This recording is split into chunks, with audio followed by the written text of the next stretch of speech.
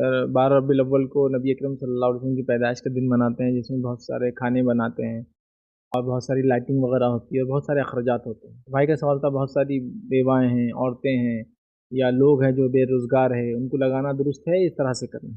دیکھیے، اصل تو ہونا چاہیے کہ کوئی بھی قوم جب اپنے پیسے کو کہیں انویسٹ کرے تو وہ پہلے تو سوچ سمجھ کے کرے کہ شریعتاً یہ جائز ہے کیا۔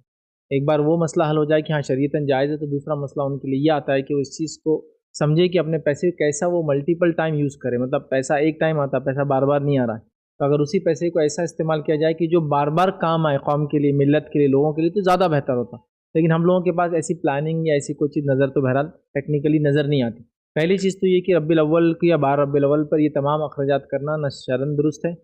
اور نہ ہی نبی اکرم صلی اللہ علیہ وسلم نے کبھی حکم دیا، نہ ہی صحابہ نے کیا، تابعین سلف صالحین امام محدثین کسی نے اس کا حکم نہیں دیا ہے تک، اور نہ ہی کسی مسلک میں، چاہے وہ اہل سنت والجماعت سے ہو یا اس کے علاوہ جتنے دیگر مسالک چلتے ہیں ان میں یہ دن اس کے کوئی مسائل یا کوئی فضائل ثابت ہو، ٹھیک۔ لیکن اس کو لوگ مناتے ہیں اور لاکھوں کروڑوں، میں سمجھتا ہوں اس سے زیادہ پورے ایک ملک کو لے لے، ہندوستان جیسا ایک ملک یا ہمارا پڑوسی ملک پاکستان لے لے یا بنگلہ دیش لے لے یا اس کے علاوہ مسلمانوں کے 50 سے 52 ملک ہیں، ان میں جو پیسہ خرچ ہو رہا ہے، اگر اسی پیسے کو ایک جگہ کنسٹرکٹیولی لگایا جائے، میں سمجھتا ہوں اتنا زیادہ ہم فائدہ اٹھا پائیں گے بنسبت اس کا ایک دن میں اس طرح سے بے وجہ خام و خواہ کے صرف کر دیں، اس کو بولتے ہیں نا، مطلب اس کا کوئی بینیفٹ بھی نہیں۔ بہرحال میں یہی کہوں گا، اور بار بار میں نے کئی لیکچرز میں یہ کہا ہے کہ یہ پہلے تو منانا ہی درست نہیں، جب منانا درست نہیں تو ظاہر سی بات ہے باقی چیزیں بھی اس کی درست نہیں ہوں گی، تو اس سے بہتر ہے کہ لوگ بیواؤں کے لیے، مسکین کے لیے، مسافروں کے لیے، جو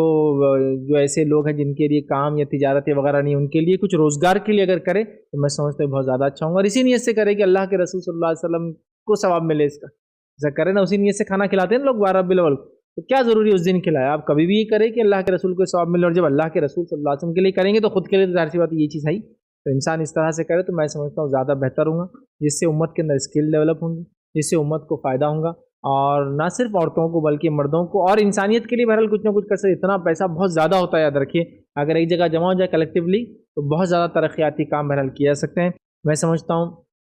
ہم لوگ جو پیسہ خرچ کرتے ہیں، مثال کے طور پر 12 اپریل کا ایک دن لے لیجئے یا اور کوئی اور دن جو لوگ مناتے ہیں آج کل،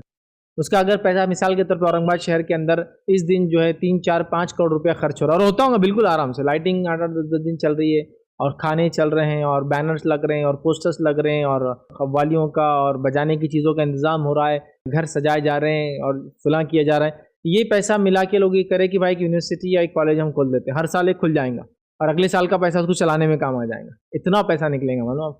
کنسٹرکٹیولی، اور اس نیت سے کہ اللہ کے رسول صلی اللہ علیہ وسلم عیسیٰ علیہ السلام کے لیے، ٹھیک ہے نا، آپ اسی نیت سے کرتے ہیں نا عیسیٰ علیہ السلام کے لیے، لیکن انسانیت کو فائدہ دینے والا ایک ادارہ ہر سال قائم ہو جائے گا جس کے ذریعے آپ نہ جانے کتنے لوگوں کو نفع اور فائدہ دے سکتے ہیں، بٹ امت کی بہرحال ایسی سوچ نہیں ہے، تو ہمیں اپنی سوچ کو بدل کر اپنے پیسے کو صحیح جگہ خرچ کرنے کی ضرورت ہے، خاص طور سے ہمارا پیسہ بدعت اور شرک کے کام میں کبھی نہ لگے، اس کا ہم خیال رکھیں، حرام چیزوں میں، ناجائز چیزوں میں کبھی نہ لگے، اس کے ہم خاص خیال رکھیں، اور اپنا پیسہ ایسی جگہ آپ لگائیں جو کہ ثواب جاریہ بن جائے، ملٹیپل ٹائم یوز ہو، تاکہ ایک بار خرچ ہو اور کئی بار یا زیادہ، مطلب کئی زمانے تک لوگ اس کا فائدہ اٹھا پائیں۔